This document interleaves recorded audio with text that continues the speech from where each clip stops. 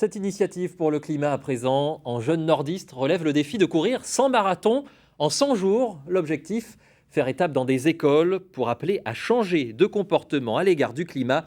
Et Émilie Forzi et Teddy Caruel l'ont suivi lors de sa 6e étape à Grand-Pré dans les Ardennes. Faire subir à son corps ce que nous faisons subir à la planète. C'est le défi un peu fou de ce Valenciennois de 30 ans. Nicolas travaillait dans l'événementiel sportif. En découvrant les déchets et le gaspillage d'énergie lors de ces grandes compétitions, il a décidé d'agir à sa façon.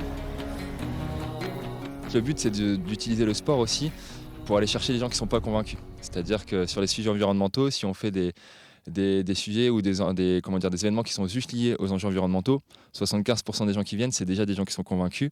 Et le but, c'est d'aller chercher les autres. Donc j'invite aussi tous les climato-sceptiques ou tous ceux qui ne croient pas à ce qui est en train de se passer, justement, de venir courir à mes côtés, faire du vélo à mes côtés, me rencontrer, qu'on échange ensemble. 100 marathons en 100 jours, en compagnie de son vidéaste Jérôme. Et à chaque étape, un nouveau bénévole emmène le vélo cargo. Tout au long de son périple, Nicolas constate les effets du changement climatique et fait des rencontres qui renforcent ses convictions. À croiser quelqu'un qui cultivait des pommes et qui me dit que c'est la première fois qu'il les ramasse aussitôt. Sa machine était en train de fumer, elle était morte parce qu'en gros il faisait trop chaud et c'est la première fois que ça lui arrivait. Donc voilà, c'est des conséquences réelles de ce qui se passe. Changement de département, encore 24 km à parcourir. 13h30, arrivé à Grand-Pré. Les jeunes du collège l'accompagnent sur le dernier kilomètre. Des collégiens pleins d'admiration et de questions. Le matin, quand vous démarrez, c'est pas dur? Je suis plutôt en forme le matin, donc non, ça va. C'est plutôt le soir où je dors vite parce que je suis fatigué, mais sinon ça va. Bérénice et Justine participent au projet développement durable du collège. Pour elles aussi, il faut agir vite. Moi, je trouve pas ça normal qu'il ait besoin de faire ça pour que les gens se rendent compte que la planète aujourd'hui, elle souffre et qu'il faut prendre soin d'elle. Moi, je trouve qu'il y aurait besoin que les gens réagissent de leur côté, mais si on en est arrivé à ce point-là, c'est qu'il faut vraiment agir maintenant, quoi.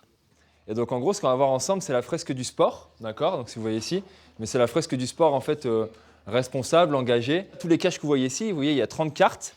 Et donc c'est 30 cartes que vous allez devoir aller chercher. L'après-midi, un atelier pédagogique en forme de cours d'orientation est organisé pour ces élèves de 4e et ils se prennent au jeu. C'est pour ça qu'on parlait de déforestation, parce qu'en Amazonie, etc., en fait, on déforeste énormément, d'accord?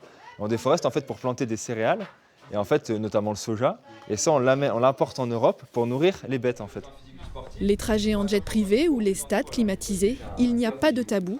Pour Nicolas, il faut informer les plus jeunes pour éveiller les consciences. En gros, quand on parle généralement, c'est eux les héros de demain, et ceux qui vont alerter leurs parents, leurs grands-parents, et qui vont mettre en mouvement tout le monde, en fait. Parce qu'il y a trop d'adultes qui pensent oh, c'est bon, c'est les jeunes qui vont prendre le relais, sauf que les jeunes, en fait, ils vont récupérer aussi ce qu'on leur laisse. Et donc c'est maintenant, en fait, qu'il faut agir, et c'est pour ça que c'est eux ici qui passent le message. Le lendemain matin, un nouveau marathon. Nicolas reprendra la route vers une autre école, et ce jusqu'au 11 décembre à Valenciennes.